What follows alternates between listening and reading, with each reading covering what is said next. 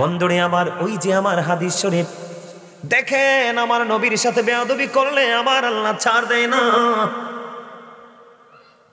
ওই খ্রিস্টান কি করলেন, সূরা বাকারা তেলাওয়াত করলো, সূরা আলে ইমরান তেলাওয়াত করলো, আর বাইরে গিয়ে গিয়ে বলতেছে আমি যতটুকু লিখে দিতাম নবী মুহাম্মদ ততটুকুই জানতো, এর বেশি কিছু জানতো না। এবার আমার আল্লাহ রাগ হয়ে গেলেন, আমার আল্লাহ তার প্রতি অনেক বেশি রাগান্বিত হয়ে গেল।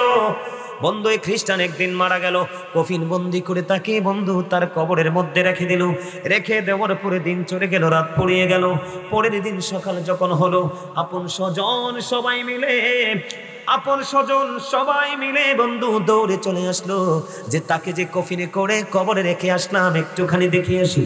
এবার দেখতে যখন আসলো, আসার পরে চাইয়া দেখলেন ওই খ্রিস্টানের লাশটা মাটির বাইরে পড়ে আছে। জোরে জোরে কোন আলহামদুলিল্লাহ।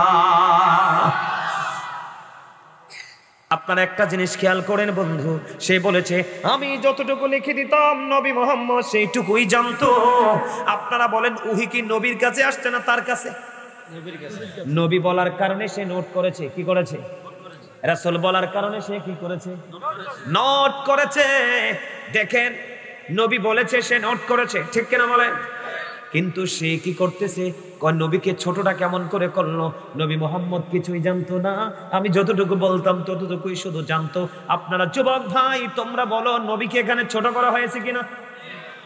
নবীর ইজ্জতে আঘাত আসছে কিনা? এবার বুঝো বন্ধু, নবীকে বিন্দু পরিমাণ আঘাত করা যাবে না, কারণ তিনি সৃষ্টির শ্রেষ্ঠ। এবার কি করলেন, তার ওই যে খ্রিস্টান তার আপন স্বজনেরা মন্তব্য করতে শুরু করলো এটা পৃথিবীর কারো কাজ নয়, নবী মুহাম্মদের কাজ। জোরে কোন নাউজুবিল্লাহ। আমার নবী তো তার কবরের কাছে একটা বারের জন্য আসে না। দেখো আমাদের নবী কত দামি। ও বন্ধু, কত দামি রে তোমার আমার প্রাণের নবী। আমি তোমাদেরকে বলি, নবীর সাথে বিন্দু পরিমাণ গোস্তাকি আল্লাহ রাব্বুল আলামিন সহ্য করে না বন্ধু আমার। এবার কি করলেন, তার কবরটা কি আরো গভীর ভাবে খনন করলেন। খনন করে আজকে আবার তাকে কবরের মধ্যে দাফন করে চলে গেলেন। দিন চলে গেল, রাত ফুরিয়ে গেল। পরের দিন সকালবেলা আবার তার আপন স্বজনেরা আসলো। আসার পরে চাইয়া দেখলো ওই খ্রিস্টানের কবর থেকে আবার তার লাশটা বাইরে পড়ে আছে। জোরে জোরে বলুন না নাউজুবিল্লাহ। আলহামদুলিল্লাহ বলেন। এখানে নাউজুবিল্লাহ মানায় না, আলহামদুলিল্লাহ। কারণ আমরা নবীর প্রেমিক, আমরা খুশি না? কথা বলে না কেন? আমার নবীর দুশমনের পানিশমেন্ট হয়েছে। আমরা সবাই, আমরা নামাজ পড়ি বা না পড়ি, আমরা আমাদের রাসূলকে ভালো, কিন্তু সেই ভালোবাসাটা যেন ভালোবাসার মতো হয়। 2 দিন চলে গেল। এবার কি করলেন, আজকেও কবরটাকে আরো গভীর ভাবে খনন করলো। খনন করে আবার তাকে কবরে দাফন করে চলে গেল বন্ধু। আর মনে মনে বলতে লাগলো নবী মুহাম্মদের কাজ। জোরে জোরে কোন নাউজুবিল্লাহ। এবার চলে গেলেন বন্ধু। আবার দিন গেল, রাত গেল। যখন বন্ধু সকাল হলো, আবার পরের দিন তৃতীয় দিন আসলো তাকে দেখার জন্য। এবার আইসা দেখি বন্ধু তার লাশটা মাটির বাইরে পড়ে আছে। এবার তার আপন স্বজনেরা বলে না না না, এইটা পৃথিবীর কোনো মানুষের কাজ নয়। ও বন্ধু, তার লাশটা মাটির বাইরে ফেলে তারা চলে গেল। জোরে জোরে কন্যা আলহামদুলিল্লাহ। শুধু বেয়াদবিটা কতটুকু করছে, যে আমি যেটুকু লিখে দিতাম নবী সেইটুকুই জানতো বেশি। আপনারা বলেন আমার নবী বেশি জানে কি জানে না? জানার পাওয়ার আল্লাহ দিছে কি দিছে না? তাহলে আপনি যদি এইটুকু বলেন তাহলে নবীর সাথে কি হয়ে যাবে? বেয়াদবি হয়ে যাবে বন্ধু। আপনারা মদিনায় গেছেননি? মদিনায় যাওয়ার লোক আছেননি এখানে? আপনারা দেখছেননি নবীজির রওজার চারপাশে সীসাডলা দেয়াল আছে না নাই? আপনারা যারা, আমি নিজে গিয়েছি বন্ধু 2021 সালে দেখে এসেছি নবীজির রওজা মোবারকের চারপাশে বন্ধু সীসাডালা দেওয়াল দিয়ে একটা প্রাচীর করে দেওয়া হয়েছে। এটার কারণ জানেননি বন্ধু? খ্রিস্টানেরা কি করেছে? 557 সনে, কত সনে?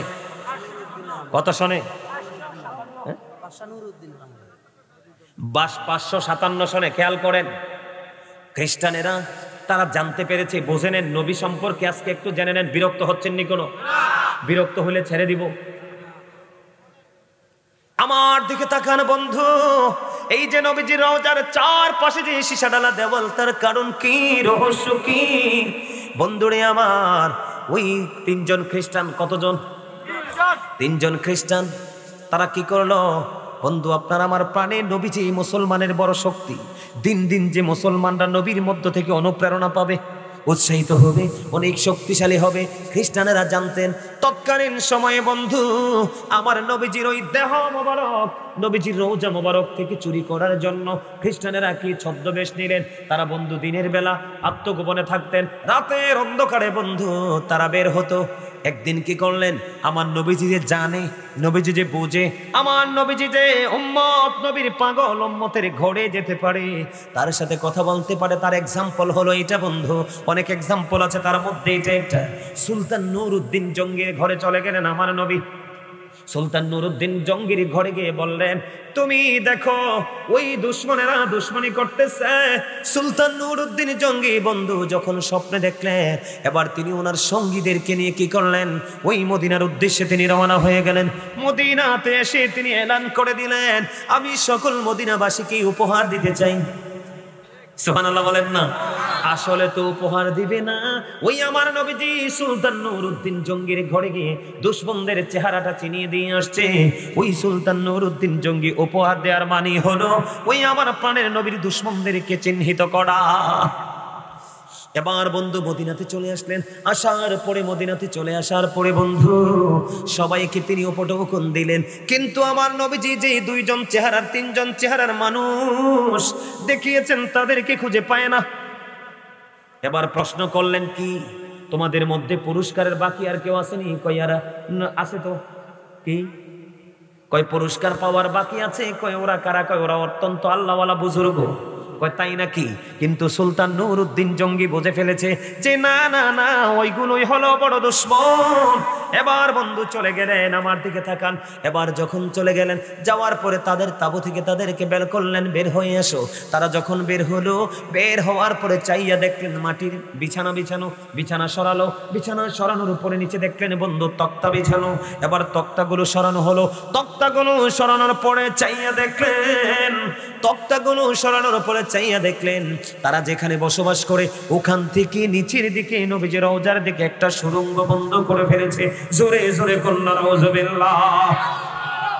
বিশাল সুড়ঙ্গ খুলে ফেলেছে বন্ধু। কিতাবের মধ্যে এসেছে, যদি ওই রাত্রাই সময় পাইত, নবীজির বন্ধু পা মোবারকের কাছাকাছি পর্যন্ত চলে গিয়েছিল। তখন কি করলেন তারা? রাতের বেলা, দিনের বেলা বের হতো না, সুফি সেজে থাকতো। রাতের অন্ধকারে আমার নবীজির রওজা মোবারক থেকে নবীজিকে বের করার জন্য বন্ধু মাটি খনন করে করে বন্ধু জান্নাতুল বাকির মধ্যে মাটিগুলো নিয়ে ফেলে দিয়ে আসতো। তারা চাইয়া দেখলেন ওই যে নবীজির একদম পা মোবারকের কাছাকাছি চলে গেল। তখন সুলতান নুরউদ্দিন জঙ্গি এমন দৃশ্য দেখার পরে বন্ধু কি করলেন, দিবালোকে মানুষগুলো নিয়ে সঙ্গে সঙ্গে আগুন লাগিয়ে তাদেরকে দিন দুপুরে পুড়িয়ে ফেললো।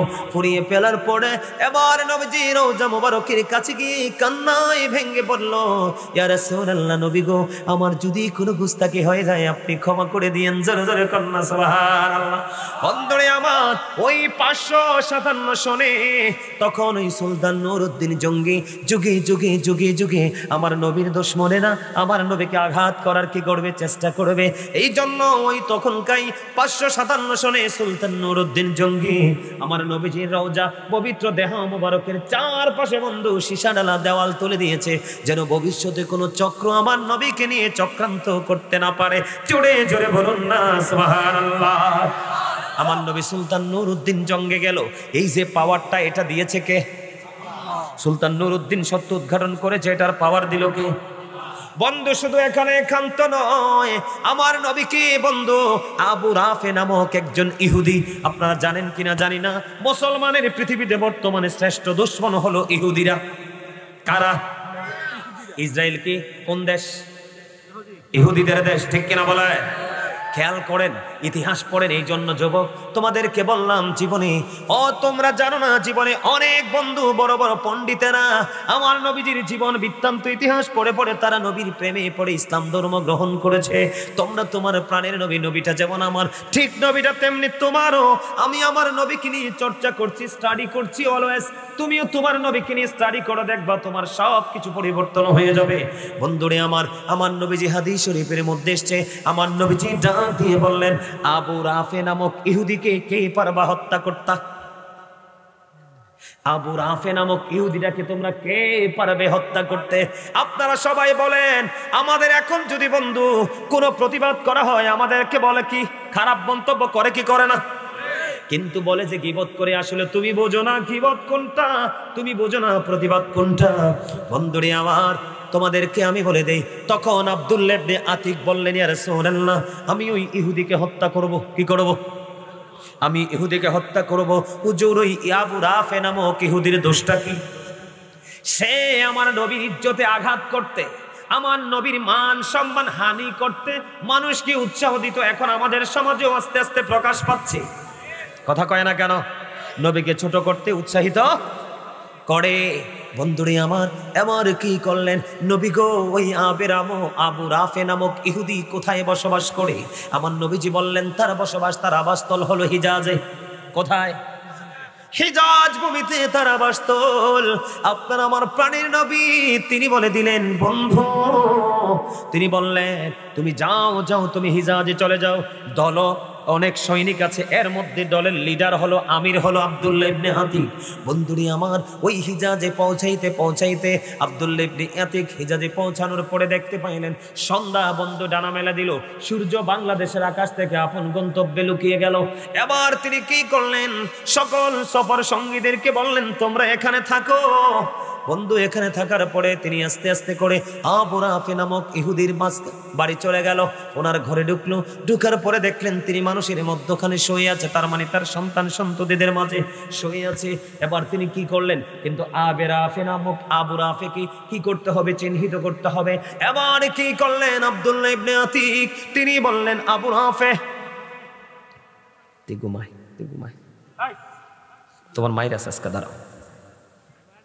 এবার যখন বললেন আবু রাফে, বলতে দেরি, এবার আবু রাফে ডাক দিয়ে বলল, কে কে কে কে আমাকে ডাকলো কে?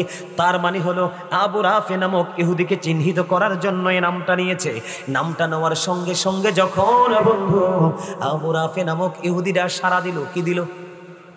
সাড়া দিতে দেরি, তখন উন্মুক্ত তরবারি নিয়ে সঙ্গে সঙ্গে আবু রাফেকে হত্যা করে দিল।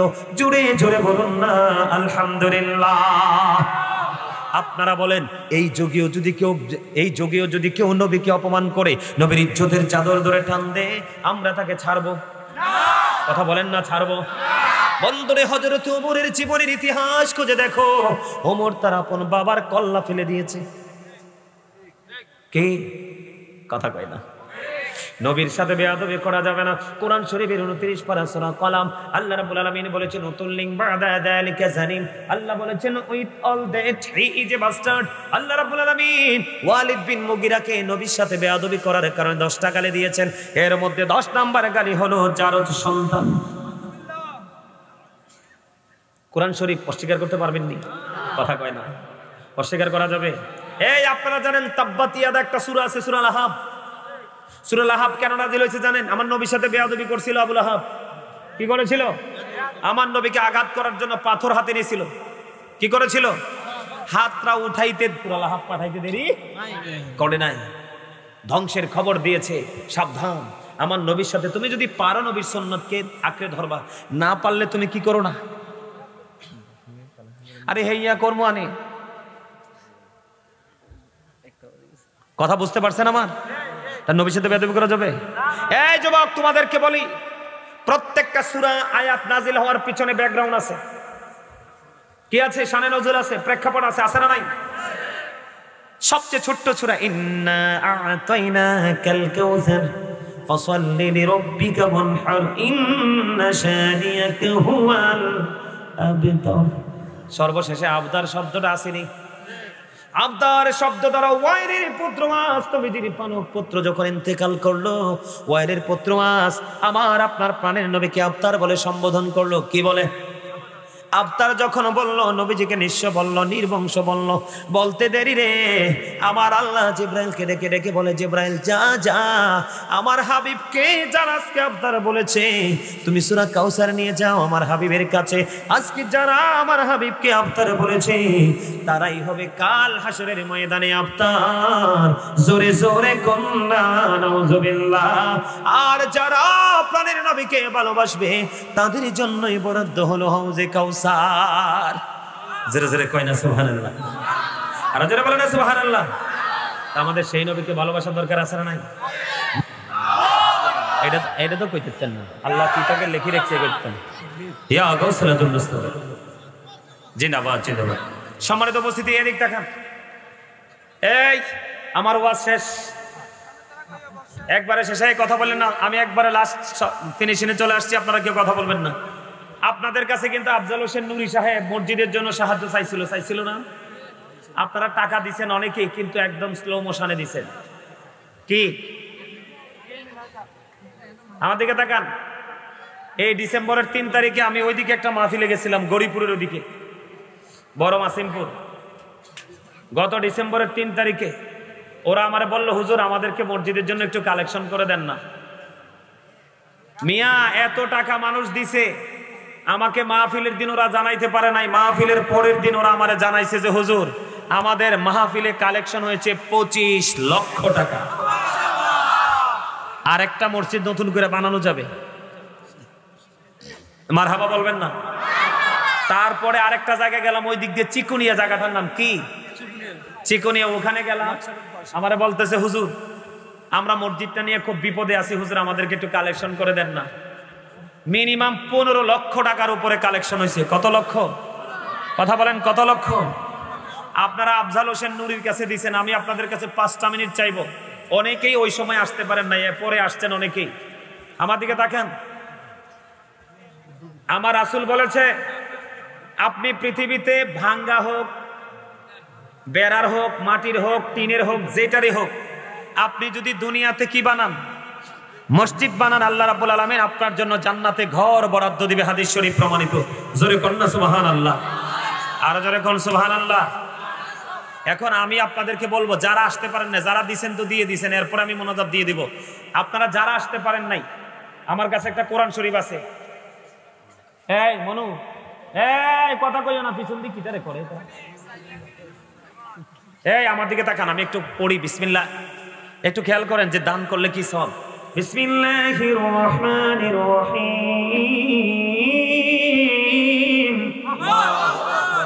আল্লাযীনা ইউমিনুনা বিল গায়বি ওয়া ইউকিমুনাস সালাতা ওয়া মিম্মা রাযাকনাহুম ইউনফিকুন।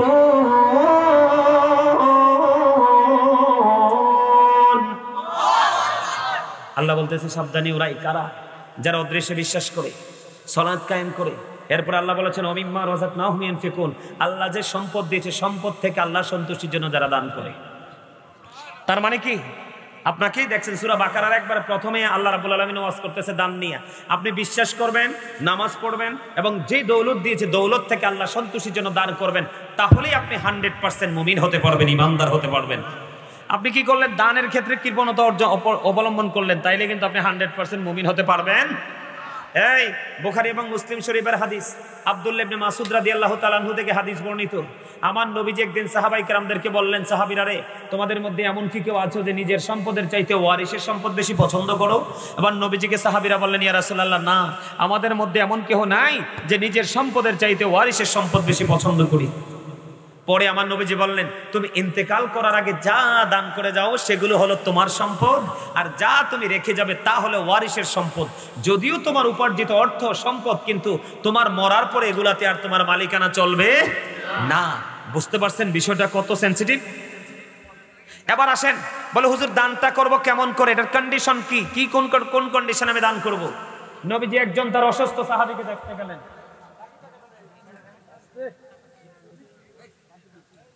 নবীজি একদিন তার অসুস্থ একজন সাহাবীকে দেখতে গেলেন। তো সাহাবীকে দেখতে যাওয়ার পরে সাহাবী বলতেছে, নবী গো, আমার যে সম্পদ আছে আমি সব সম্পদ খরচ করে দিব। নবীজি বললেন, না ইয়া রাসূলুল্লাহ, তাহলে অর্ধেক আমি ব্যয় করে দিব, মানে আল্লাহর রাস্তায় কুরবানি করে দিব। নবীজি তাও বললেন না। পরে বললেন, ইয়া রাসূলুল্লাহ, তাহলে 1/3, তার মানে 3 ভাগের 1 ভাগ আমি কি করে দিব? দান করে দিব। নবীজি বলেন, হ্যাঁ এটা করতে পারো। বলে হুজুর আগে 2 বার কেন নবীজি নিষেধ করলেন? তার কারণ হলো, আপনি যদি সব দান করে ফেলেন আপনার সন্তানেরা হয়ে যাবে মিসকিন। বোঝেন, যার কিছু নাই তাকে মিসকিন বলা হয়। আর আপনি যখন অর্ধেক দান করে দিবেন তাহলে আপনার সন্তান হয়ে যাবে ফকির। এই জন্য আমার নবী পুরোটা দানের ক্ষেত্রে সম্মতি দিলেন না, অর্ধেকটা দানের ক্ষেত্রে নবীজি সম্মতি দিলেন না, 1/3 দানের 3 ভাগের 1 ভাগে নবীজি সম্মতি দিয়েছেন। তার কারণ হলো তুমি তোমার সন্তানকেও তুমি স্টাবলিশ করে যাও, ডেভেলপ করে যাও, কারণ তোমার ইন্তেকালের পরে তোমার সন্তান যেন কারো কাছে ভিক্ষুকের মতো হাত পাততে না হয়। এজন্য তুমি সম্পদ সন্তানের জন্য রেখে যাও, এবং তুমি চলে যাওয়ার পরে তোমার সন্তানেরা তোমার জন্য পাঠাবে কিনা হাদিয়া সেটার কোনো নিশ্চয়তা নেই। এই জন্য তুমি যাওয়ার আগে 1/3 তুমি তোমার অর্থ থেকে দানও করে যাও। আপনাদের এই এলাকা হচ্ছে একবারে উন্নত এলাকা। কোটবাড়ি সিনেমা মনে হয় বাংলাদেশের এমন কোনো মানুষ নাই, এমন কোনো জেলা নাই। কারণ আমাদের বিশ্ববিদ্যালয়গুলো কোথায়? কোটবাড়িতে। এটা সবাই চিনে। তা আপনাদের এই এলাকার মানুষ মসজিদের জন্য বারবার কেন কালেকশন করবে? এই আমার দিকে তাকান। আমার গ্রামে 32 বছরের পুরনো মাটির ঘর, যেই ঘরে মানুষ ভয়ে নামাজ পড়তে ঢুকতো না। আমি ওদম গুনাহগার। মাত্র 5 মাস। কয় মাস? মাত্র 5 মাসে। এই তোমরা কই যাও? এই ওয়াজ শেষ। এই তাবারক নিয়ে যাও না। আরে তোমরা কথা বললে যে তোমরা হাসো, আমার কাছে অদ্ভুত লাগে তোমাদের এই হাসিটা। এরা এতক্ষণ যাবত তোরা আলোচনা শুনছে, এরা এখন চলে যাচ্ছে। এই জন্য আমি বলেছি তোমরা তাবারুকটা অন্ততপক্ষে নিয়ে যাও। তোমরা এটা হাসি দিলে, এটা হাসির কি হইলো? তাবারুক কি বাজে জিনিস? এই তাবারুক কি বাজে জিনিস? আপনি যদি কম দামি বিস্কিট নিয়েও মসজিদে যান, জুম্মার দিনে যান, আপনি গরিব, বেশি নিতে পারবেন না। দেখবেন ইমাম সাহেব দাঁড়িয়ে বলবে মিলাদের পরে তাবারুক আছে, কখনোই বলবে না কম দামি বিস্কিট আছে। কারণ ইবাদতের সাথে যুক্ত হয়, এটার দাম বেড়ে গেছে। আজকে যারা এই আলোচনা শুনেছি, আমরা আলোচনা উপস্থিত ছিলাম, আমরা আমল করেছি, এই আমলের কারণে পরে যেটা খাবো আমরা তাবারুক হবে। পানি যদি খাই এটাও তাবারুক। আর এই তাবারুক হতে পারে আপনার আমার রোগের জন্য শেফা।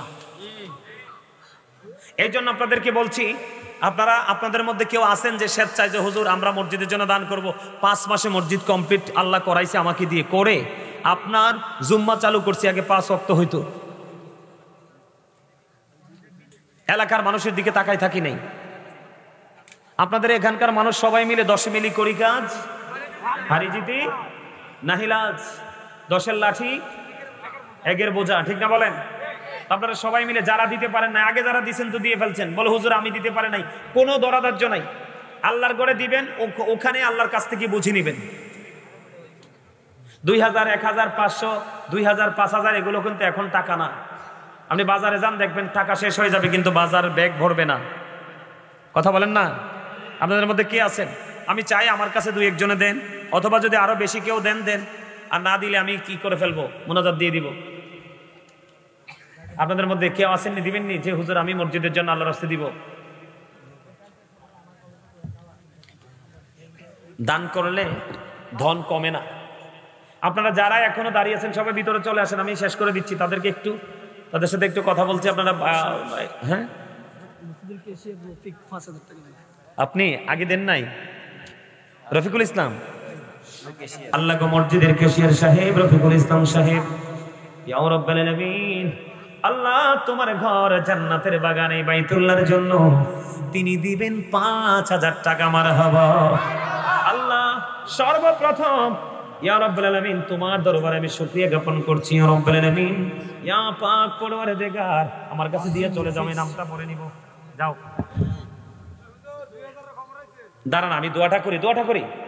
আমার চাচা রফিকুল ইসলাম সাহেব মসজিদের ক্যাশিয়ার, উনি মসজিদের জন্য দিবেন 5000 টাকা। মারহাবা।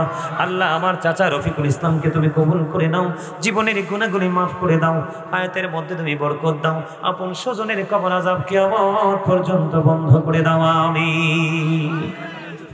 আরে আস্তে, আমারে সিরিয়াল মেনটেন করতে দেন। একজন আমার ভাই হবে না, উনি আমার চাচা হবে বয়সে, উনি নগদ 1000 টাকা দিয়েছে। আপনার নামটা কি?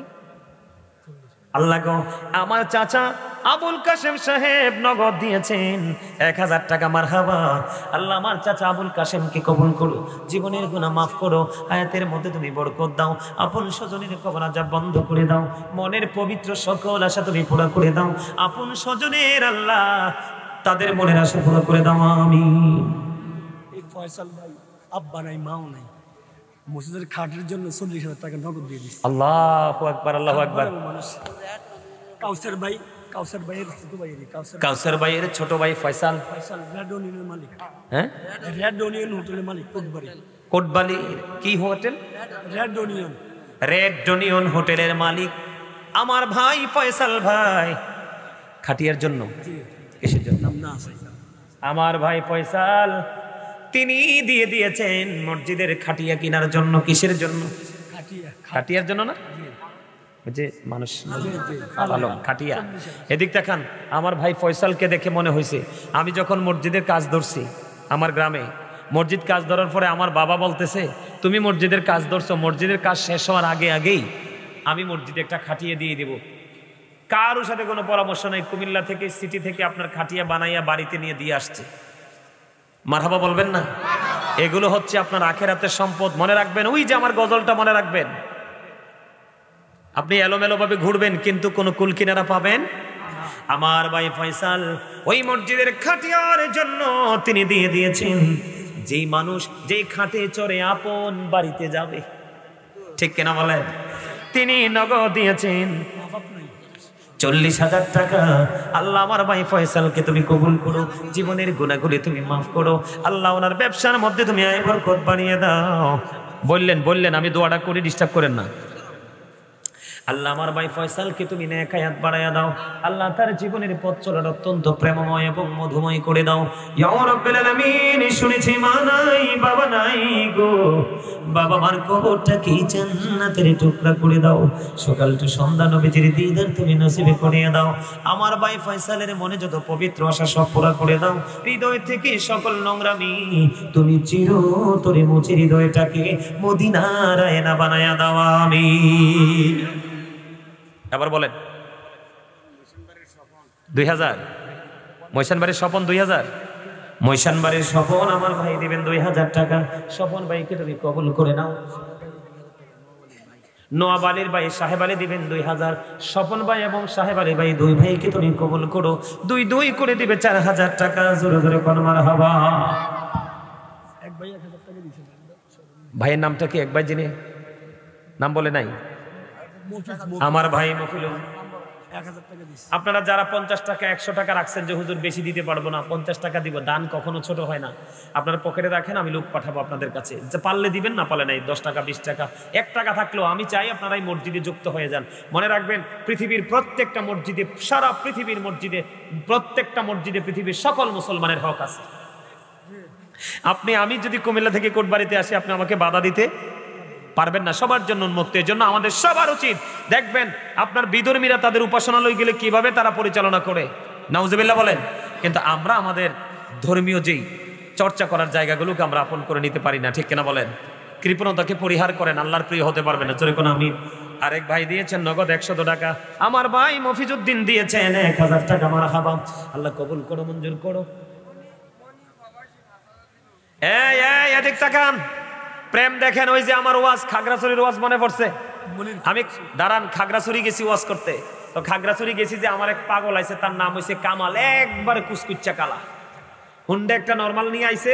তো আসার পরে ওখানে যাওয়ার পরে মাদ্রাসার জীর্ণশীর্ণ অবস্থা, কমিটি গো হুজুর মাদ্রাসার জন্য যদি একটা কালেকশন করে দিতেন। মানে আমি চাইয়া দেখি মানুষ সবটি কালা কালা আর শুকনা, পাহাড়ি মানুষ তো হার্ড ওয়ার্কিং করে।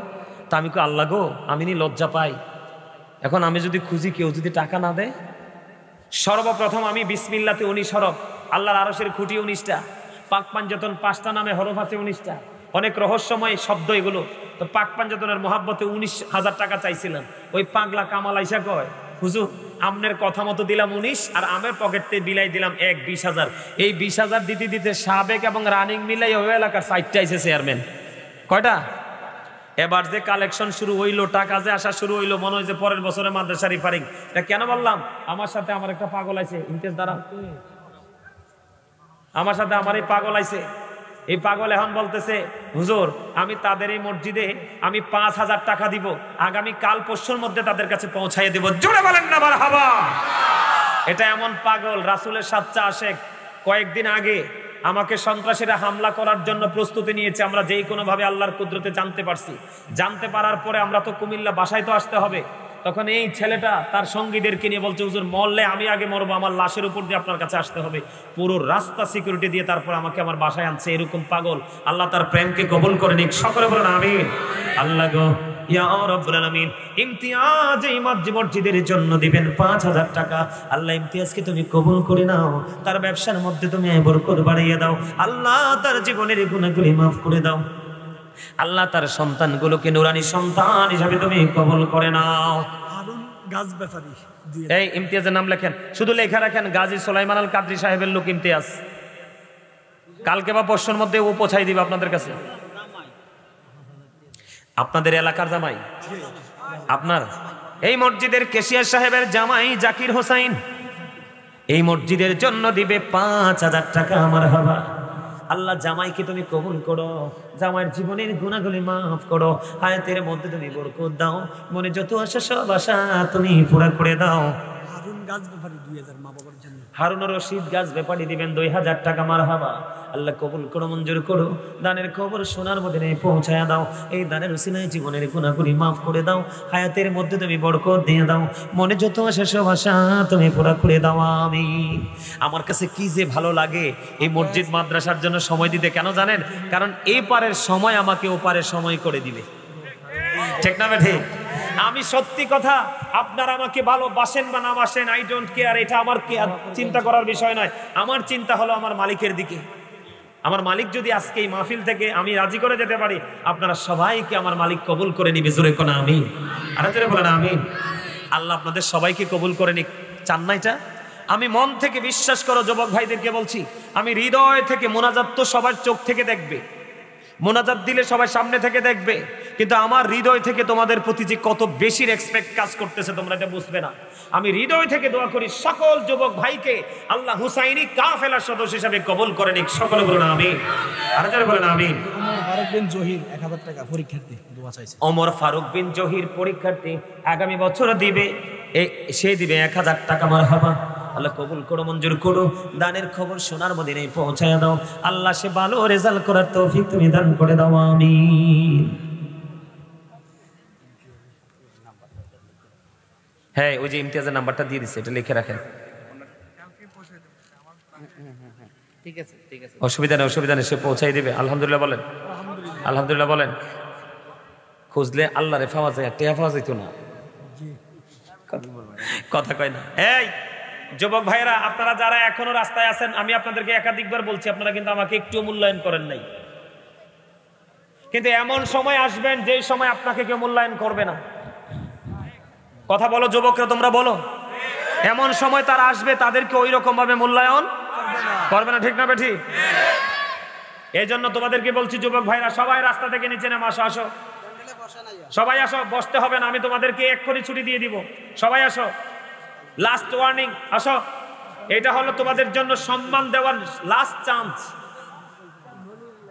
এই যুবকদেরকে বলি, যেখানে যাবে আলেমদের মজলিসে যদি বসো, আমি বলতে পারবো না, আমার এমনি দেরি হয়ে গেছে।